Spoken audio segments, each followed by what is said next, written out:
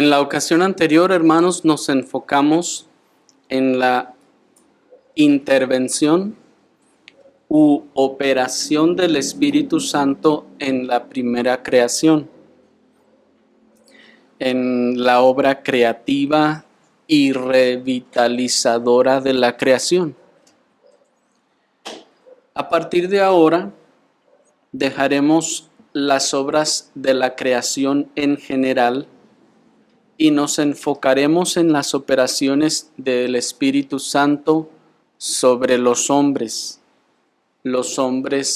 ya creados y caídos, puesto que, dado que en la ocasión anterior abarcamos de manera general la creación, ahora vamos a irnos de manera particular y a partir de aquí a considerar estas operaciones del Espíritu Santo en los hombres, en los seres humanos.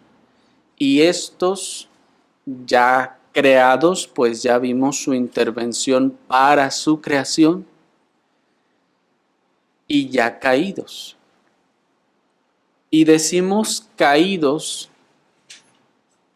porque se debe reconocer un claro cambio, no solo de tipo judicial, sino también natural en el corazón del hombre.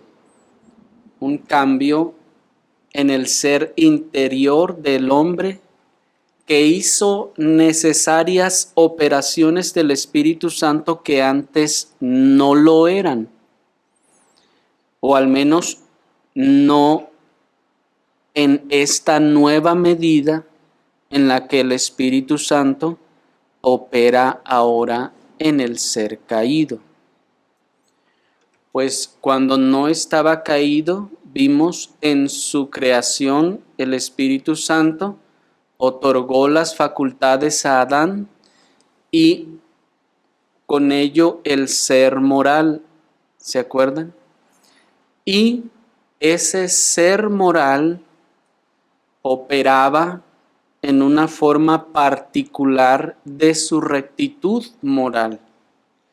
Una vez que cayó, hubo un cambio claro, repito, no solo un cambio judicial, es decir, en el pacto, en su relación judicial y deuda para con Dios, sino también hubo un cambio natural, es decir, un cambio en la naturaleza, en el interior del ser humano. Ocurrió un cambio en el corazón del hombre a causa del pecado, es decir, se corrompió, recordarán ustedes. Y al ocurrir este cambio a causa del pecado en el interior del hombre, esto entonces dio lugar a la necesidad de que el Espíritu Santo operara en formas en las que antes no operaba. O, en el menor de los casos, en medidas distintas a las que antes operaba. Desde que el hombre cayó, la inmensa maquinaria del gloriosísimo plan redentor divino se echó a andar, hermanos, por el amor y la bondad divinos. Ese plan que ya había sido diseñado desde antes de la fundación del mundo, ese plan redentor por sí mismo comenzó a rodar, digámoslo así, inmediatamente después de la caída del hombre. Y a partir de entonces, todos los recursos y todos los cursos de acción del ser divino y particularmente del Espíritu Santo, que es nuestra persona de estudio en este momento, se encaminaron a la obra de redención divina. Esta es la razón por la que vamos a observar que todos los actos de la divinidad, todos, hermanos, todos los actos de la divinidad a partir de la caída tienen un mismo curso, siguen un mismo propósito, que es la redención de los elegidos. Y en el caso del Espíritu Santo, todas las obras del Espíritu Santo, fuera de las obras creativas que ya vimos la ocasión anterior, todas las obras del Espíritu Santo, entonces todos sus cursos de acción están encaminados a la redención. Como sabemos, todos los acontecimientos de la historia, desde Adán y hasta el último hombre que nazca, están siendo y serán ordenados en el propósito divino para producir la salvación de los elegidos. De manera que todas las operaciones del Espíritu Santo en el hombre, tanto sus operaciones en los impíos como sus operaciones en los creyentes, todas estas colaboran y se encaminan a un mismo fin. Es decir, que cuando el Espíritu Santo opera en los creyentes, efectivamente sí, lo hace para salvación, para vida y todas esas operaciones de la gracia. Pero cuando el Espíritu Santo opera también en los impíos, lo hace también para la salvación de los creyentes. Así que el día de hoy, y a manera de introducción al resto de las obras y operaciones del Espíritu Santo en los hombres, vamos a considerar de manera general las formas en las que la Escritura nos enseña que el Espíritu Santo se dispensa en y para sus operaciones en los hombres. Así que el día de hoy nuestro tema será la dispensación del Espíritu Santo. La dispensación del Espíritu Santo.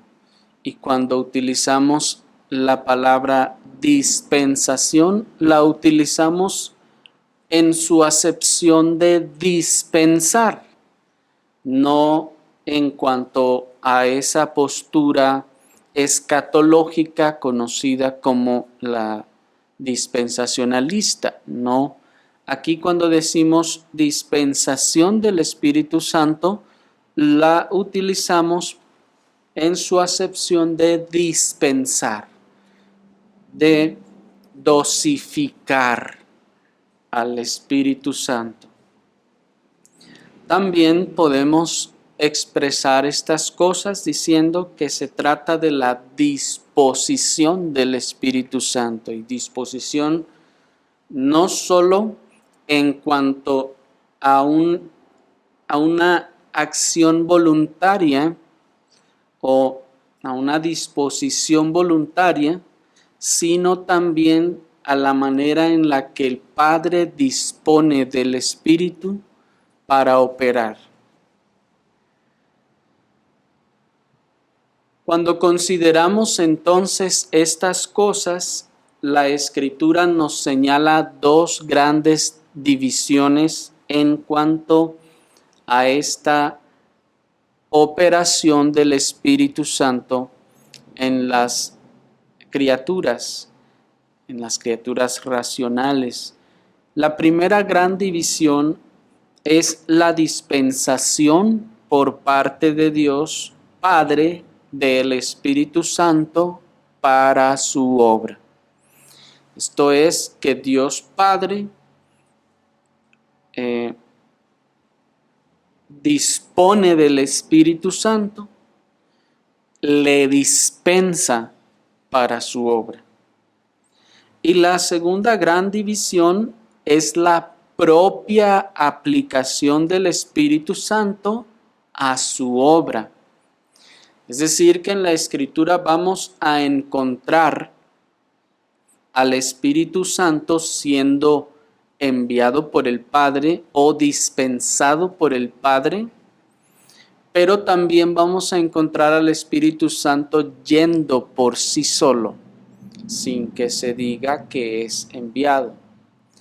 Y en esta oportunidad vamos a considerar solo la primera gran división. Después vamos a considerar la que sigue. En cuanto a esta primera gran división que trataremos hoy, la dispensación por parte del Padre de el Espíritu Santo para su obra, la Escritura nos declara 5 grandes formas en las que se dice que Dios el Padre dispensa al Espíritu Santo. 5 formas en las que se está dispensando. Estas las vamos a considerar el día de hoy y con la ayuda del Señor vamos a tratar de descubrir cómo es que a través de ellas encontramos algunas descripciones de esta obra y de estas operaciones. Es decir, la manera en que se expresa esta dispensación del Espíritu nos va a enseñar algo del Espíritu. Nos va a enseñar algo de sus operaciones y la manera que procede hacia con nosotros. La primera de ellas, hermanos, es que el Espíritu Santo es dado por Dios. La primera de ellas es que el Espíritu Santo es dado por Dios. Cuando decimos que es dado por Dios, nos referimos a Dios el Padre, pues así es como la Escritura nos lo enseña. Acompáñenme al Evangelio de nuestro Señor Jesucristo según Lucas. El Evangelio de nuestro Señor Jesucristo según Lucas, en el capítulo 11, y vamos a leer en el versículo 13. Dice Lucas 11, 13. Pues si vosotros, siendo malos, sabéis dar buenas dádivas a vuestros hijos, ¿cuánto más vuestro Padre Celestial no dará el Espíritu Santo a los que se lo pidan? La primera forma en que la Escritura nos dice que el Espíritu Santo se dispensa es con la expresión dar, que se da el Espíritu Santo. El texto entonces nos manifiesta una clara disposición por parte del Padre del Espíritu Santo. Es decir, es como si el Padre tomase al Espíritu Santo y lo enviase o lo entregase. Esto nos muestra la autoridad del Padre y el orden también de la subsistencia divina. Y estas son las razones básicas por las que el texto nos dice que es el Padre quien dispone del Espíritu Santo. De igual manera, Juan 14, 16 dice: yo rogaré al Padre y os dará otro consolador para que esté con vosotros para siempre. Noten una vez más que aquí se está expresando que se va a dar. Esto puede sonar muy básico, hermanos, pero vamos a ir descubriendo que en cada expresión hay una particularidad o una operación particular del Espíritu que nos va a decir que conforme se dice que se dispensó, tiende a ser la operación. Es decir, no es que son palabras intercambiables, que sí, acá dice se dio y allá dice envió y acá dice de otro modo, pero al final pues es igual, la verdad es que quería decir lo mismo. No, vamos a descubrir que en realidad no se trataba de lo mismo y que en cada expresión está contenida una operación particular del Espíritu Santo. Bien. Cuando este Espíritu se nos dice que es dado, se está hablando entonces, noten, de un don. Ahora, este dar del Espíritu se refiere principalmente tanto a las operaciones del Espíritu como al Espíritu mismo. En el lenguaje de la Escritura vamos a encontrar que se dice que se da el Espíritu Santo, pero en ocasiones se estará refiriendo, o en su gran mayoría más bien, se estará refiriendo a las operaciones del Espíritu Santo. En otras ocasiones se nos estará refiriendo a la persona del Espíritu Santo en una forma metonímica, en una forma, digamos que como una metáfora, porque la persona del Espíritu Santo no se nos puede regalar. ¿Me explico? Porque es Dios. Y nosotros no podemos tener como pertenencia nuestra a Dios. ¿Me explico? Por esta razón, entonces, este dar, cuando se da, se está refiriendo a las operaciones del Espíritu Santo. Y aunque se dice que se da el Espíritu Santo, se da en virtud de sus operaciones, dado que, como hemos visto, este Espíritu viene y opera y obra. No es una fuerza. Esto también colabora con esta instrucción que ya dimos en el pasado, que el Espíritu Santo no es una fuerza para que se dé y entonces al que se le dio la fuerza tiene una fuerza y entonces tiene al Espíritu Santo. No, sino que en el lenguaje de la Escritura vamos a encontrar que cuando se habla de que se da al Espíritu Santo, no se trata de su persona, sino de sus operaciones. Y lo vamos a ir encontrando a medida que vayamos caminando. De manera entonces que, como necesaria consecuencia, cuando la Escritura nos dice que el Espíritu Santo se da, Juan 7:39, por ejemplo, nos dice que aquellos a quienes les es dado, lo reciben. Dice Juan 7:39, esto dijo del Espíritu que habían de recibir los que creyesen en él. Noten entonces que se da y se recibe. En 1 Corintios 2:12 también nos dice, nosotros no hemos recibido el Espíritu del mundo, sino el Espíritu que proviene de Dios. El texto está diciendo que los creyentes han recibido el Espíritu que proviene de Dios. Dios se los da. Este dar, noten, implica un don. ¿Qué significa don? Un regalo. El Señor les da este espíritu y los creyentes reciben ese espíritu. Este acto de recibir, por su parte, denota un privilegio evidentemente y un beneficio por parte de los que lo reciben.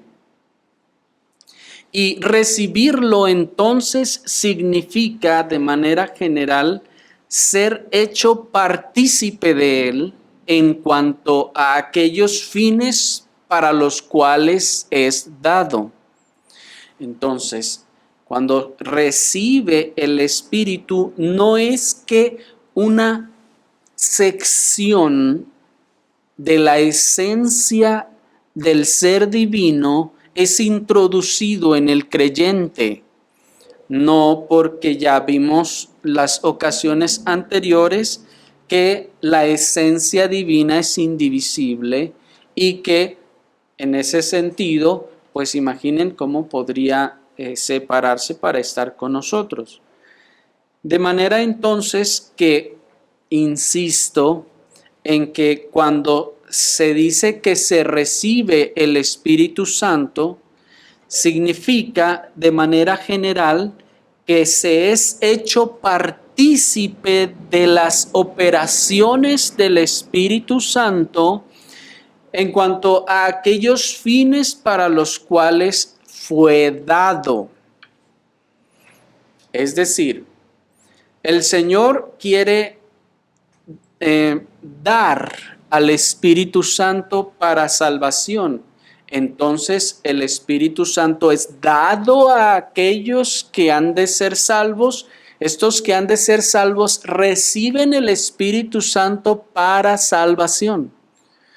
Pero vamos a ver más adelante que en este sentido, cada recepción tiene que ver con aquellos fines para los cuales es dado. Es decir, que una vez que se da el Espíritu Santo, no es que a partir de allí entonces todo lo que puede hacer el Espíritu Santo lo comienza a hacer. No, vamos a ver que no es en todos los casos así y en todas las épocas así. Es cuando se dice que es dado y es recibido, insisto, es que se es hecho partícipe de él en cuanto a aquellos fines para los que fue dado. Los creyentes lo reciben como consolador y guía en la verdad espiritual para la fe en Cristo Jesús, que también la fe es un efecto del Espíritu mismo. Y en ese sentido, es en el que se señala que solo los creyentes pueden recibirle. Solo los creyentes están capacitados por la gracia que han recibido del Espíritu en su conversión al Señor para recibir el resto de las operaciones del Espíritu Santo. Por eso nuestro Señor Jesucristo dijo que el mundo no puede recibirle porque no le ve ni le conoce, dice Juan 14, 17. En este sentido, entonces, cuando el Espíritu ha de ser dado, hay una gracia capacitadora que capacita al hombre para poder recibir esas gracias y operaciones, porque el ser humano por sí mismo no puede recibirle porque no le ve, dijo el Señor, ni le conoce. Y dirá alguno, bueno, pero nosotros tampoco le veíamos ni le conocíamos antes de conocer al Señor. Sí, así es. Por lo tanto, entonces es que se nos es dada la fe por el mismo Espíritu que prepara nuestros corazones para recibir al Espíritu para esta obra de regeneración inicial.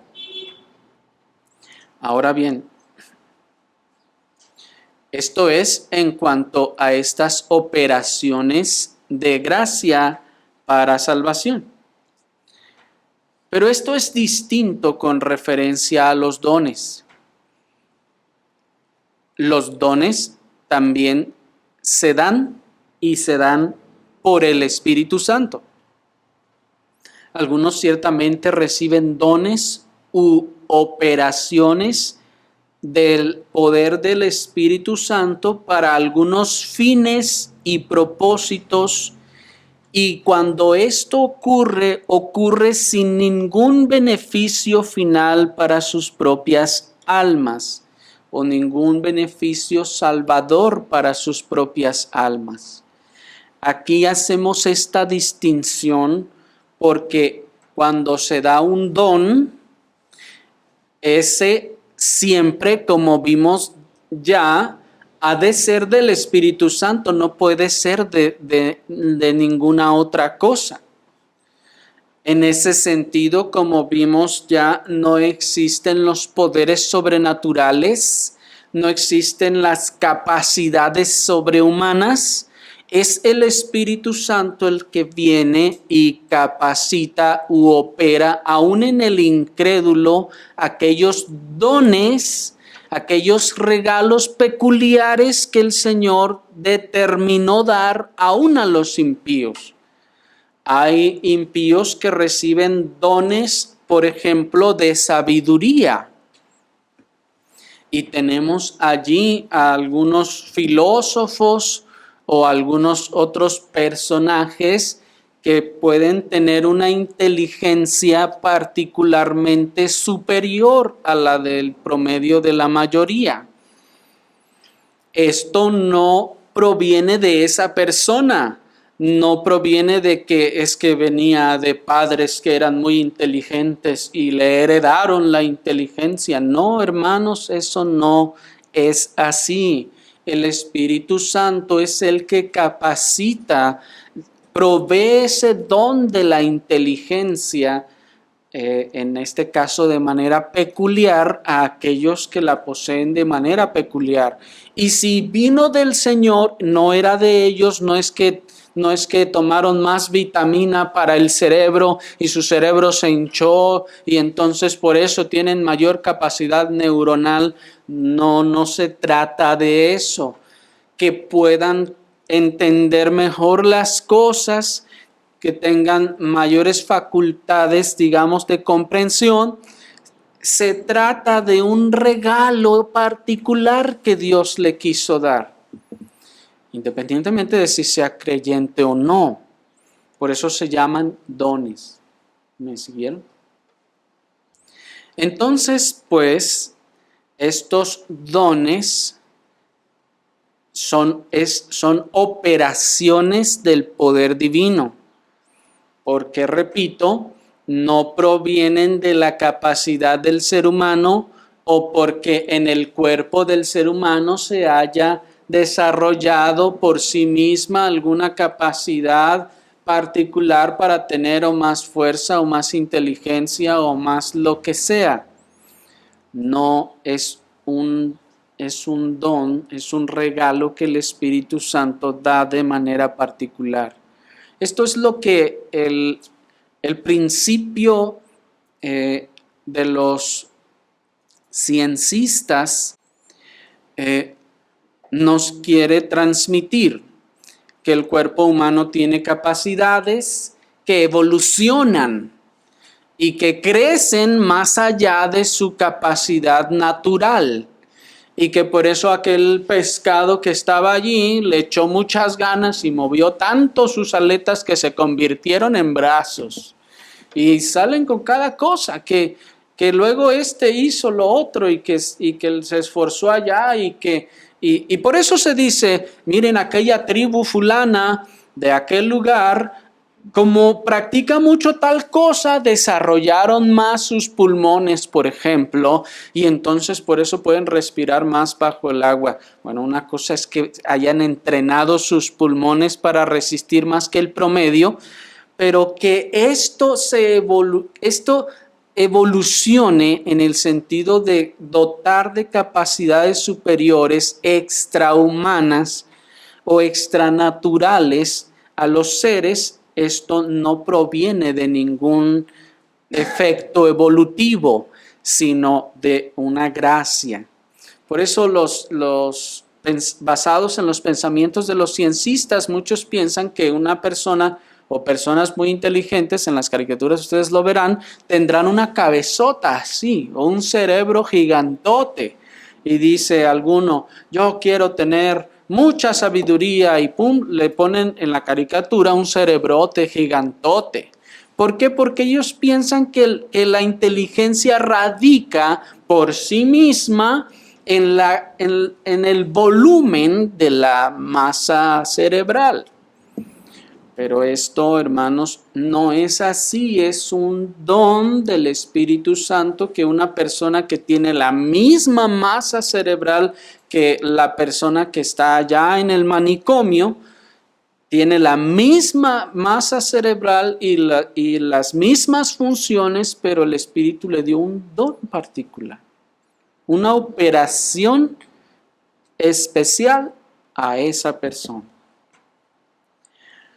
Pero noten pues que noten la cualidad de esta clase de beneficios, que son beneficios temporales, que son beneficios particulares, separados, distintos o distinguibles de la gracia salvadora.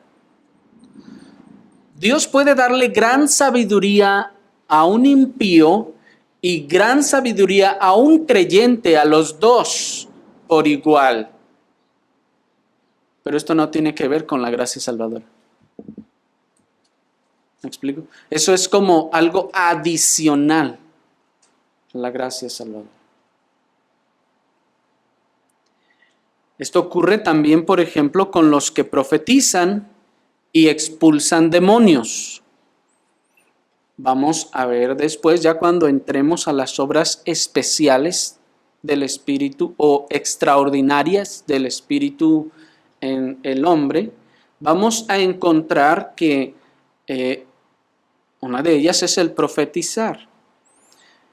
Pero encontramos en la Escritura que a alguien se le da el que profetice o a otro la gracia para expulsar demonios.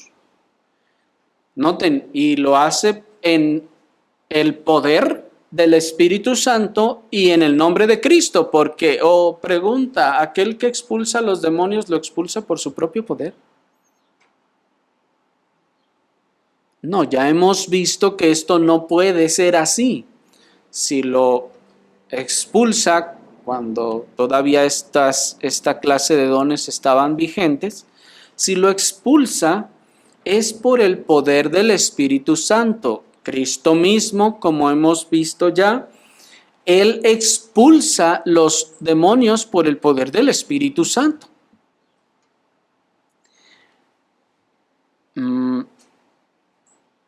Ahora bien, una persona puede, por la soberana providencia y propósito de Dios, no me pregunten por qué aquel impío puede echar fuera demonios. Dios lo determinó y Él sabe por qué. Podemos ver algunas causas más adelante, pero noten que sin embargo, por ellos seguir obrando iniquidad, siendo malvados y perversos, nos dice Mateo 7, 22 y 23, que serán condenados en el último día. Muchos me dirán en aquel día, Señor, ¿no profetizamos en tu nombre? Ahí está un don. ¿Se fijan? Ahí está un don que ¿de dónde viene? ¿Se nace con él? No, no se nace con él. ¿Se lo heredaron sus padres? No, no se lo heredaron sus padres. ¿Fue por su santidad y su esfuerzo en la religión? No. Dios soberanamente quiso dar esa gracia allí. Y luego andaban también echando fuera demonios, dice el texto. ¿Y qué dice el Señor? híjole, pues como te di el don de echar fuera demonios y el don de profetizar, y ahora ¿qué hago? ¿Cómo le hago? Porque pues si te los diera porque eras cristiano. No, no es así. El Señor, noten cómo el Señor se deslinda de eso y dice, no, ¿eso qué? Yo nunca te conocí. Sí sé que profetizabas porque yo te hice y te di que profetizaras. Sí sé que echabas fuera demonios porque por el Espíritu de Dios, por el poder del Espíritu podías hacerlo, pero que de ahí a que hubiera en ti gracia salvadora, eso es algo separado. ¿Sí me explico? Noten entonces que ahí hay una distinción clara entre la administración o dispensación de los dones y la dispensación del Espíritu para gracia salvadora. ¿Me siguieron?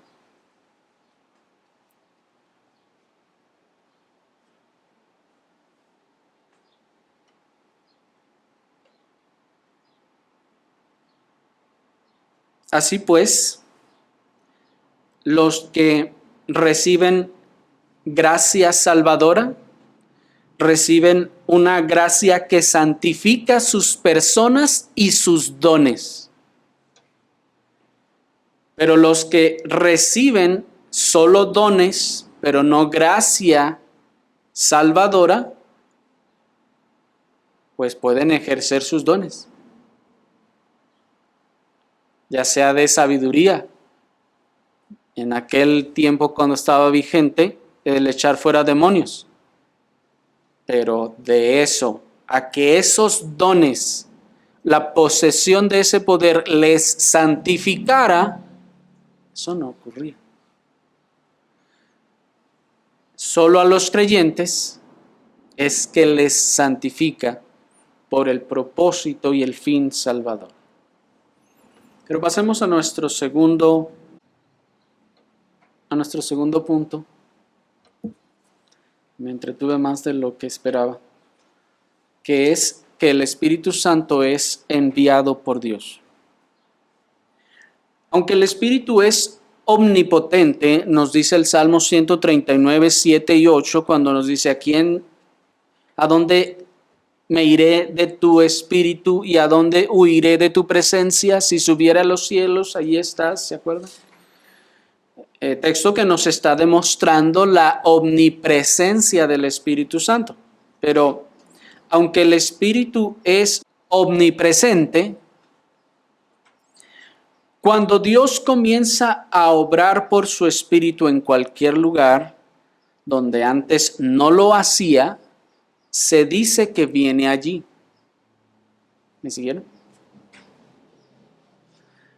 De manera entonces que esta es una expresión que condesciende con nosotros para explicarnos que el Espíritu es enviado o viene a un lugar o a una persona o a un grupo de personas donde antes no estaba allí, y que aunque el Espíritu Santo es omnipresente por compartir la sustancia divina, sin embargo se refiere aquí a la operación de sus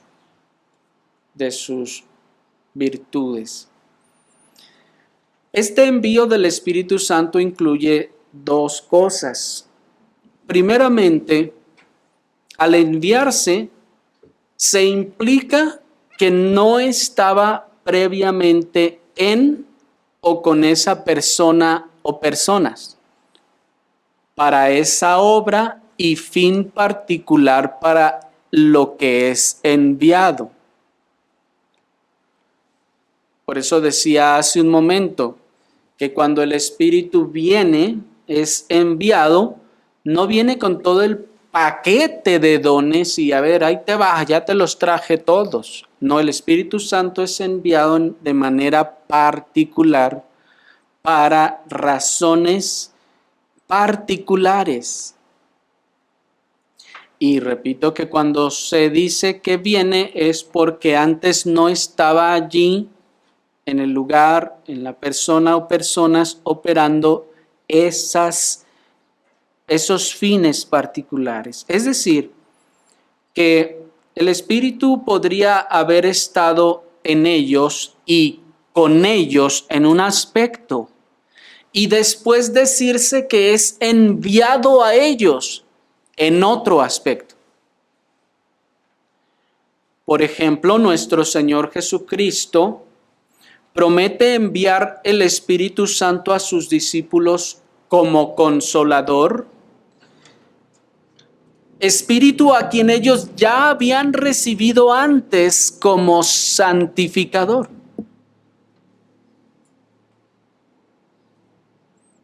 Y muchas veces esos textos nos confundían, ¿no?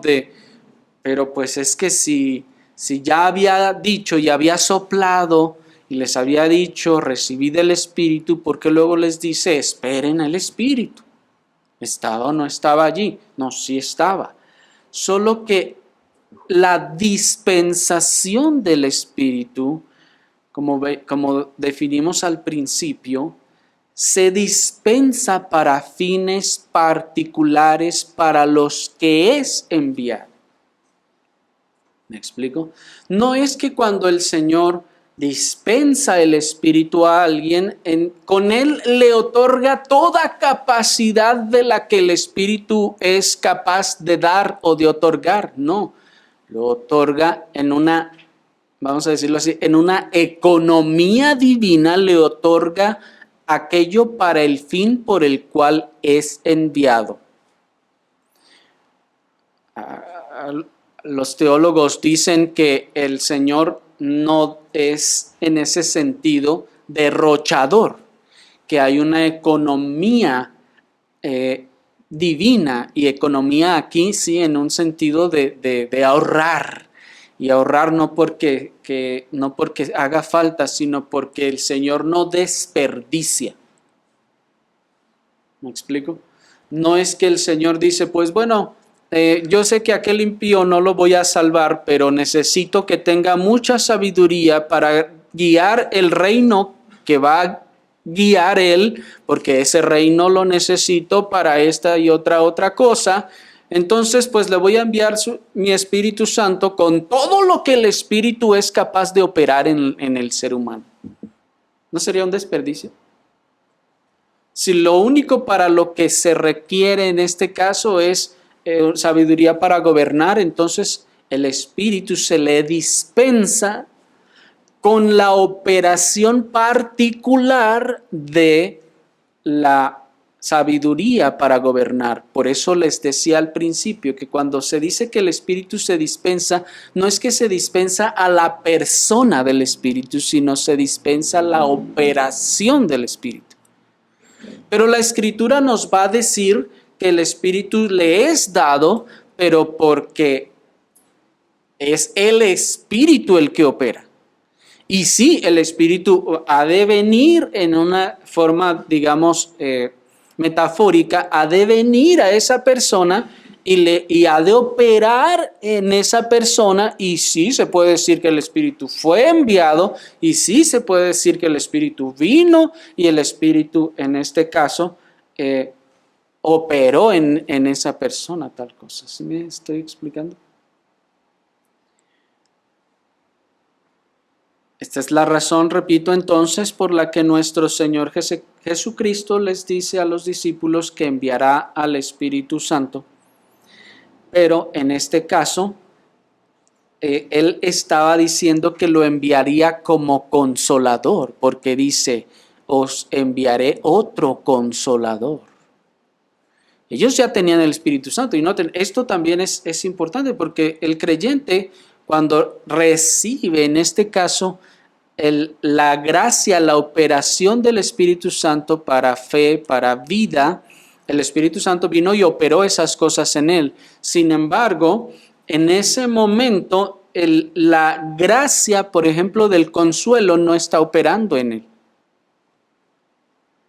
Luego empieza a caminar su vida cristiana, se empieza a enfrentar con dificultades, y ahí es donde, por la oración y la gracia de Dios, le es dado y le es enviado el Espíritu, pero ahora con la operación de consolación.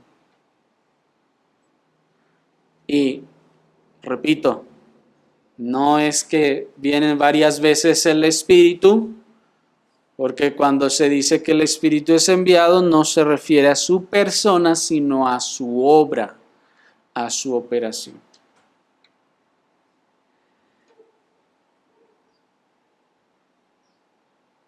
En Juan 14:17 nuestro Señor Jesucristo dice: yo os lo enviaré, mientras que luego en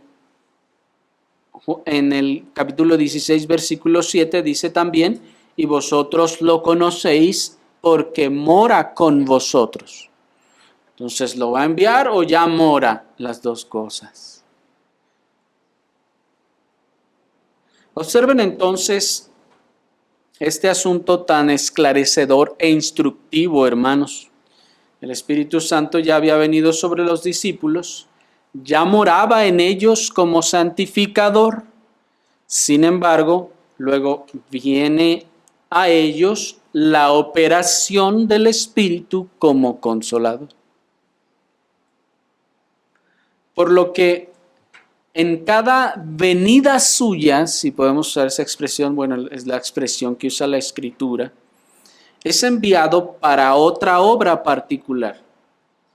Y esto queda claro desde que sus dones no son comunes a todos. Y sus operaciones de gracia no vienen juntas ni en la misma manera para todos. Noten, hace un rato hicimos la separación de dones y de gracia. ¿Se acuerdan? En cuanto a los dones, es claro por el hecho de que los dones no son comunes a todos, es decir, no a todos se nos dan los mismos dones. ¿Me explico? Si el Espíritu Santo viniera con todo el paquete de dotación de todo lo que puede hacer y dar, entonces todos tendríamos los mismos dones, aún en la iglesia. Pero esto no ocurre así, sino que a unos el Señor les da un don, a otros les da otro don, a otros no se los da. El don que el Señor le dio a algunos de ustedes no me lo dio a mí. ¿Y quién da esos dones? ¿Quién los reparte? Ya vimos, el Espíritu Santo, como Él soberanamente quiere. Esto entonces nos demuestra que lo que hemos venido diciendo, que el Espíritu no vendrá con todas las cosas a dárnoslas así, no, sino que en cada operación se dice que viene y en cada uno viene de manera particular y de forma particular. Es otra de las razones por las que vimos que cuando es derramado en el Pentecostés, no es derramado en la forma en la que fue derramado en el altar, en aquella dispensación, ¿se acuerdan? No, sino que es derramado en lenguas individuales, porque en cada uno hay una operación individual distinta. La lengua que estaba encima de la cabeza de Pedro no iba a operar las mismas cosas del Espíritu que la que estaba sobre la cabeza, digamos, de María, la madre del Señor. En este sentido, María no iba a predicar ni iba a ejercer ninguna autoridad en la iglesia. Entonces, las operaciones del Espíritu, tanto como para Pedro y para María, habrían sido muy diferentes. ¿Me explico? Bien. También en cuestión de las operaciones de la gracia, las operaciones de la gracia no vienen juntas y no vienen de la misma manera para todos. Aunque la gracia salvadora, es decir, que prepara con la fe, que trae la fe y que produce el principio de vida para la regeneración, es la misma en todos. Las gracias que después de ahí siguen emanándose no vienen juntas. Algunas vienen en una mayor medida para unos, en lapsos de tiempo diferentes para otros. Algunos necesitamos una gracia más urgentemente que otros y el Señor nos la concede por su Espíritu y uno puede ya estar ejerciendo o siendo operado por esa gracia, pero el otro hermano, que digamos que aunque los dos hubiesen sido salvos al mismo tiempo, el otro hermano, en el otro hermano no está operando esa misma gracia. ¿Por qué? Porque él tiene otras debilidades, porque él tiene o ella tiene otras circunstancias que hacen que el Espíritu Santo va a operar otras gracias en el hermano o la hermana que no está operando en mí.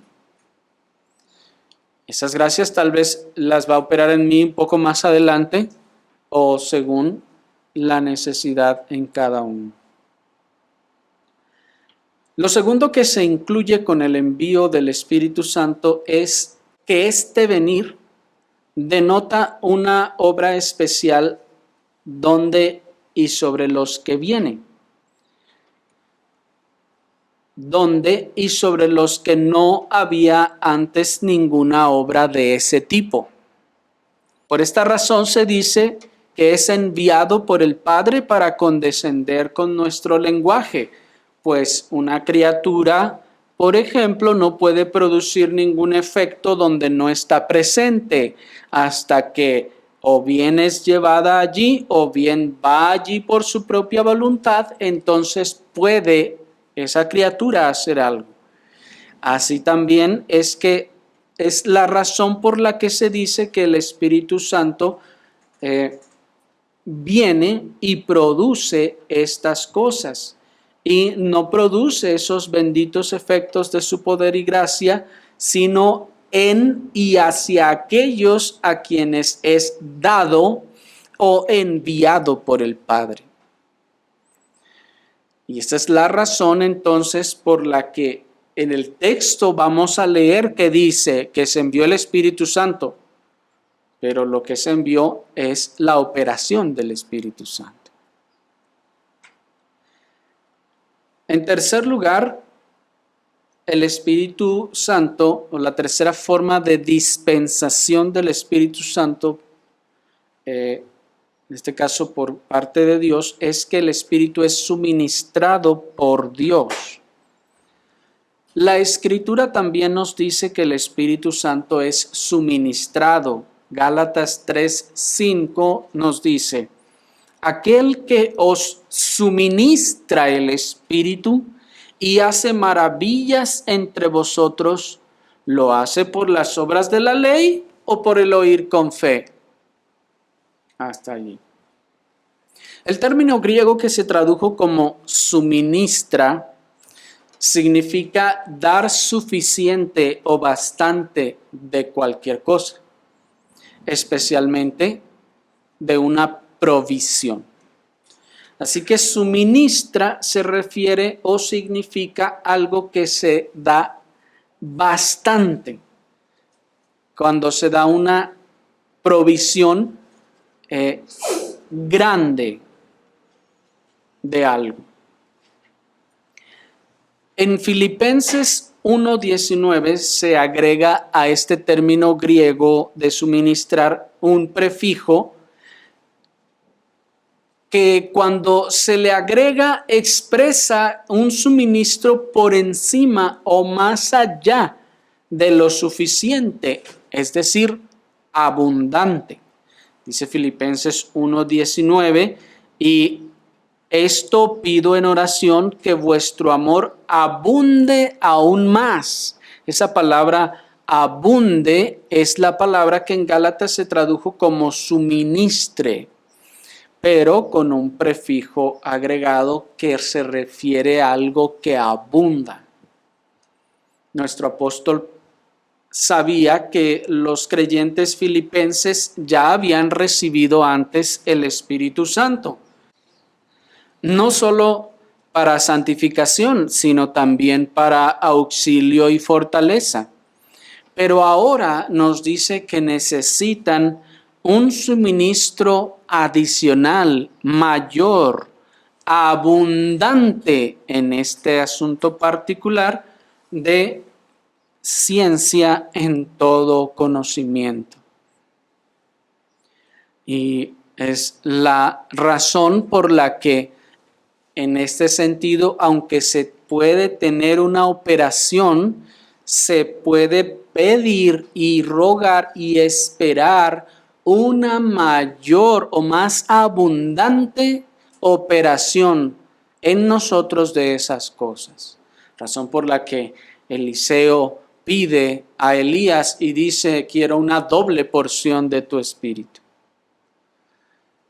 Entendemos entonces que él está rogando: yo pido que el Espíritu opere el doble en mí.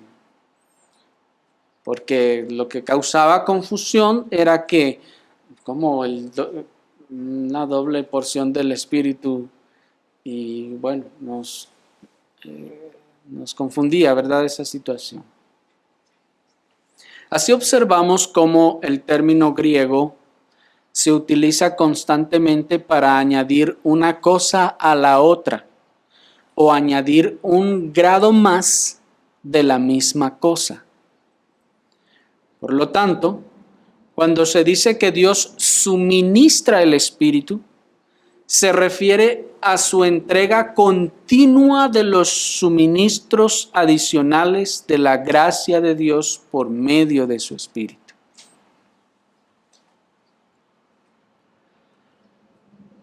Pero pasemos a la cuarta forma de dispensación del Espíritu, y esta es que es puesto por Dios.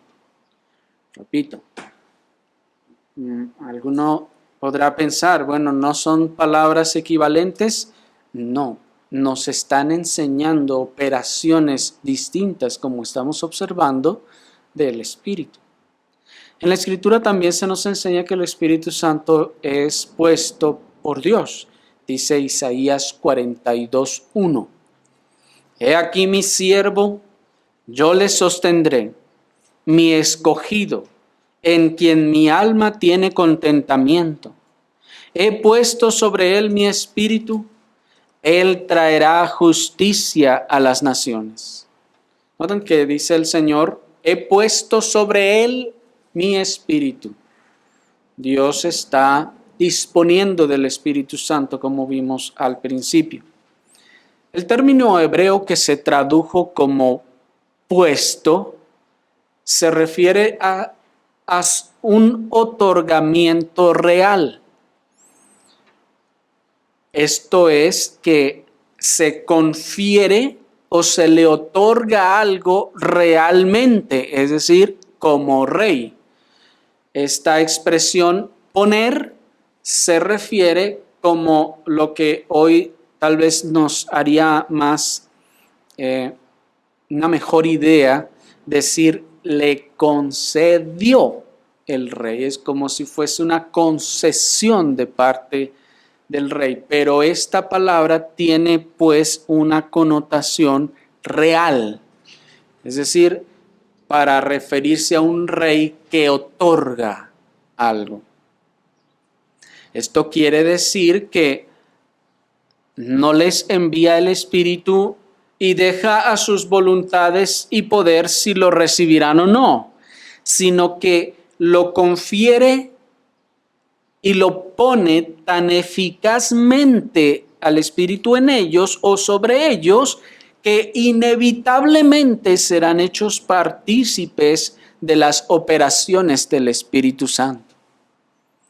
Si el rey lo puso y tiene todo el poder, no puede resistirse. Y esto es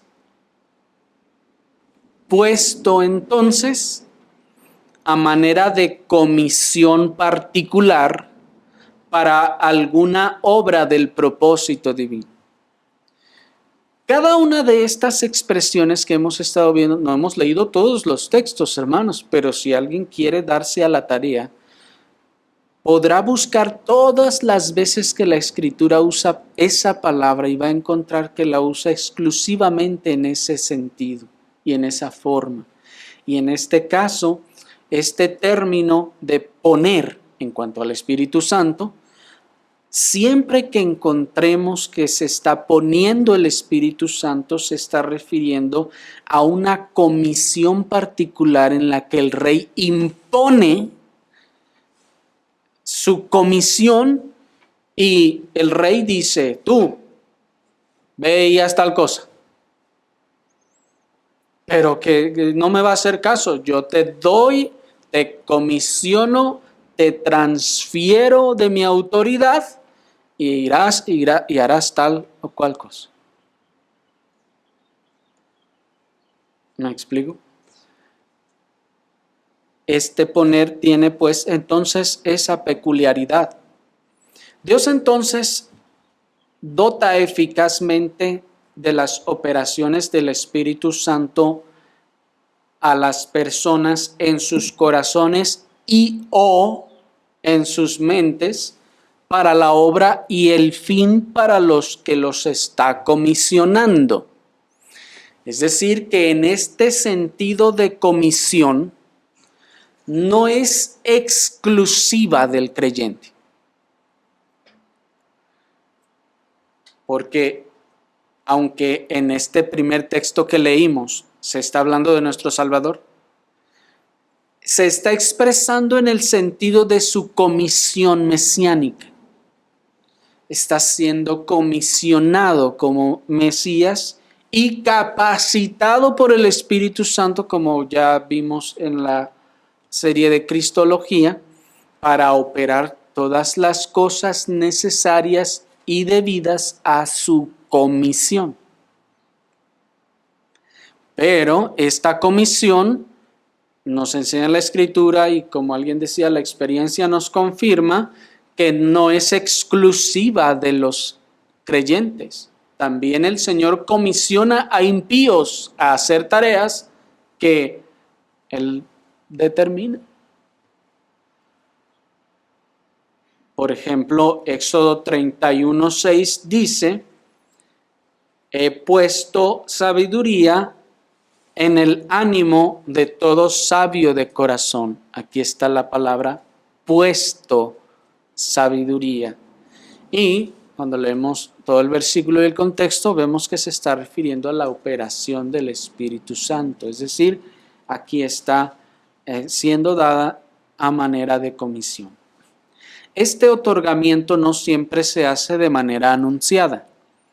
A veces se hace por sorpresa, por así decirlo. Cuando los que lo reciben no son conscientes de ello, no lo pidieron o no lo deseaban. Y a veces se da también con anuncio previo. Por ejemplo, en el caso de Saúl, la Escritura nos dice que el Espíritu del Señor, refiriéndose a sus operaciones como espíritu de profecía, se puso sobre Saúl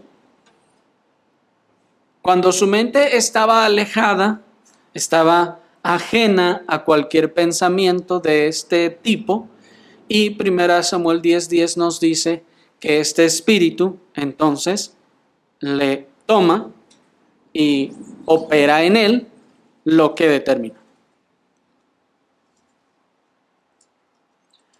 Aquí Saúl le es puesto este espíritu, dada esta comisión, para que diga o profetice lo que tenía que profetizar. De la misma manera, el Espíritu de Dios vino sobre Eldad y Medad en el campamento cuando los otros ancianos fueron al tabernáculo en Números 11:27. Y así el espíritu de profecía vino sobre la mayoría de los profetas de antaño sin la expectativa ni preparación de su parte en muchos casos. Tenemos, por ejemplo, al profeta Amós, que dice él: no soy profeta, ni soy hijo de profeta, sino que soy boyero y recojo higos silvestres. Y el Señor me tomó de detrás del ganado y me dijo: ve y profetiza a mi pueblo Israel. Lo mismo ocurre con Jeremías. Ustedes saben que Jeremías fue criado no con la expectativa de que fuera un profeta, sino con la expectativa de que fuera un sacerdote, pues era de la familia sacerdotal. Estos profetas no fueron criados con ninguna expectativa de recibir este don. No tuvieron ninguna preparación para ello, pero Dios, por decirlo así, los sorprendió, los tomó con su llamado, con su don, mientras ellos no lo estaban buscando. En quinto y último lugar, la Escritura nos enseña que el Espíritu Santo es derramado por Dios. Dice Proverbios 1:23, volveos a mi reprensión. He aquí yo derramaré mi espíritu sobre vosotros y os haré saber mis palabras. El término hebreo que se tradujo como derramar significa brotar a borbotones de una fuente.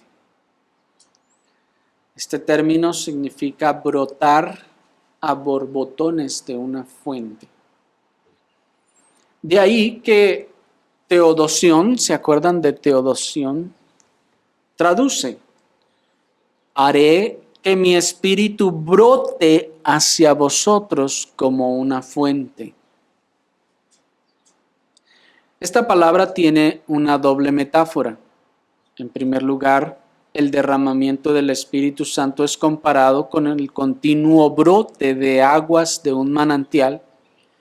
Y en segundo lugar, es comparado con el desbordamiento de esas aguas, aunque son guiadas por la voluntad y por la sabiduría de Dios. Isaías 44:3 nos dice: porque yo derramaré aguas sobre el sequedal y ríos sobre la tierra árida, y mi espíritu derramaré sobre tu generación y mi bendición sobre tus renuevos. Aquí, en este texto de Isaías 44:3, el término que se tradujo como derramar, en esta ocasión es diferente al anterior. Y significa derramar una cosa para que se adhiera o permanezca en aquello sobre lo que se derrama. Igual que el Espíritu de Dios permanece en aquellos a quienes se les comunica. De manera que aquí, cuando el término llama derramar, se refiere a algo que se adhiere y permanece sobre el que fue derramado. Así como el aceite que se echaba del cuerno se derrama sobre el que está siendo ungido y el aceite se le queda pegado. El olor y todo lo del aceite se le permanece en esa persona. Pero también en Ezequiel 39:29, el término hebreo cambia, aunque también se traduce como derramar. Dice el texto: ni esconderé más de ellos mi rostro, porque habré derramado de mi espíritu sobre la casa de Israel, dice Dios el Señor. Aquí derramado es otra palabra hebrea que significa propiamente derramar en abundancia. Y es la misma palabra que utiliza el profeta Joel en Joel 2:28, la cual a su vez se traduce en Hechos 2:17 como derramaré de mi espíritu. ¿Recuerdan aquella promesa? Derramaré de mi espíritu sobre toda carne. aquí se utiliza esa misma palabra que significa derramar en abundancia. Y lo mismo se expresa de nuevo cuando, usando esa misma palabra en Hechos 10:45, se nos dice que el Espíritu también fue derramado sobre los gentiles. Esto es, con esa propiedad de abundancia. Y noten entonces que una característica particular de este término derramar es que donde quiera que se usa esta expresión, se refiere directamente a los tiempos del Evangelio. Por lo que no vamos a encontrar en la Escritura una ocasión en donde el texto nos diga, y el Espíritu se derramó sobre Saúl, por ejemplo, que era un impío.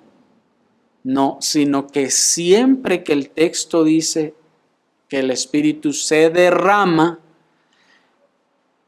está señalando, es una expresión que se refiere directamente a los tiempos del Evangelio. Es una parte de las promesas concernientes a Él.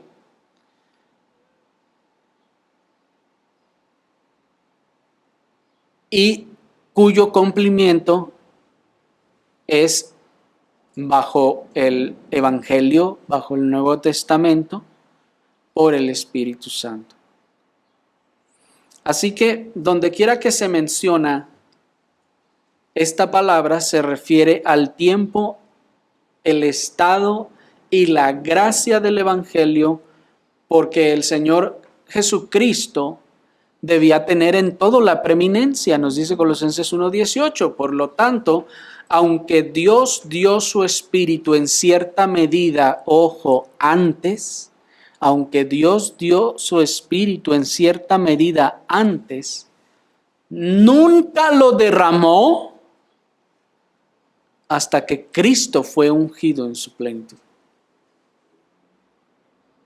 Por esta razón, todas las veces que en el Antiguo Testamento encontremos esta expresión, se estará refiriendo al futuro.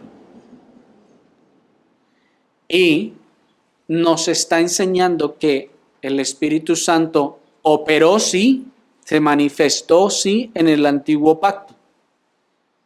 Pero la promesa es que vendría con gran abundancia, con una abundancia no igual que en el antiguo pacto, vendría en el nuevo pacto. Esta palabra también hace referencia a que ahora se va a dar una medida mayor del Espíritu que antes. Y se va a dar una mayor medida de la expresión de cualquier otro don. Por lo tanto, tres cosas están comprendidas en esta expresión de derramar. Primero, un acto eminente de la magnificencia divina. Derramar es la forma en que se expresa la generosidad de una plenitud que todo lo llena. Como dice Job 36:27, que las nubes llenas de ese vapor de humedad se derraman en lluvia. Es decir, la nube se llena y derrama a raudales lo que tiene, hasta que riega abundantemente los picos o las puntas de la tierra y asienta sus surcos y suaviza sus lluvias, dice el Salmo 65:10. Tito 3:6 dice: la renovación del Espíritu Santo, el cual derramó en nosotros abundantemente por Jesucristo nuestro Salvador. Noten que ese derramarse estaba pues determinado para el tiempo del nuevo pacto.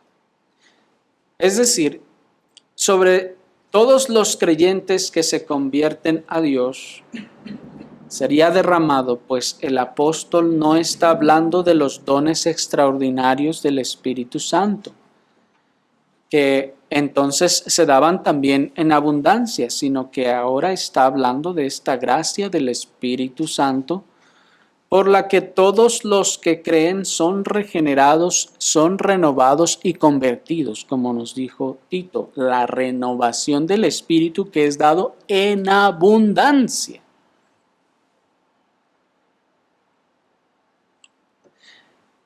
Lo segundo que está implicado en este derramar es que este derramamiento se refiere a los dones y gracias del Espíritu y no a su persona. Pues donde se le da absolutamente y no por medida. Pero sus dones y gracias pueden ser dados más rica y abundantemente en un momento más que en otro. O algunas personas más que a otras. Por eso esta expresión es metonímica. Lo que se dice de la causa es propio del efecto. Se dice que el Espíritu es derramado porque sus gracias son derramadas. Lo tercero que está implicado en este derramamiento es que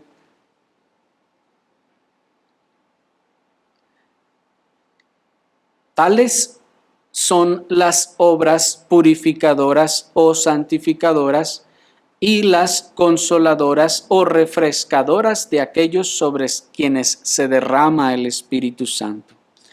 Es decir, que este derramar es dicho con respecto a los efectos purificadores del Espíritu Santo. Pues se le compara tanto, ya vimos, como al fuego como al agua. Porque tanto el fuego como el agua tienen cualidades purificadoras en ellos, aunque hacia diferentes objetos y obrando de diferente manera, pero tanto el fuego como el agua purifican y se derraman para purificación. Y cuando se dice de nuestro Señor Jesucristo que bautizaría en Espíritu Santo y fuego en Lucas 3:16 y Lucas 3:16, en Juan 1:33 solo se menciona al Espíritu Santo.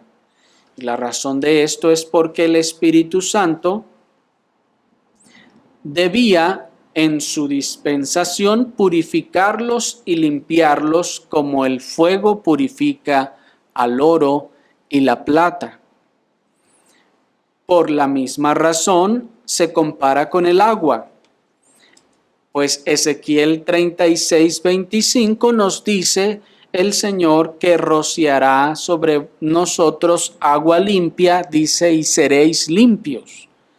Lo cual nos deja claro en el versículo 26 que se trata de un nuevo espíritu, dice, pondré sobre vosotros. Espíritu al que Dios llama su espíritu o el espíritu de Dios en el versículo 27. Por lo tanto, pues, este derramar agua limpia se está refiriendo al Espíritu Santo, por lo señalado en el versículo 26 y en el versículo 27. Así nuestro Señor Jesucristo también llama al Espíritu Santo ríos de agua viva en Juan 7:38 y 39. Por lo tanto, pues, y de manera particular, cuando se dice que es derramado, se hace en referencia a su operación santificadora. Así es como se declara también en Tito 3, 4 al 6. Y hasta aquí vamos a dejar, hermanos, estas dispensaciones del Espíritu Y la próxima ocasión vamos a ver las aplicaciones que el Espíritu hace de sí mismo de manera voluntaria. Oremos al Señor.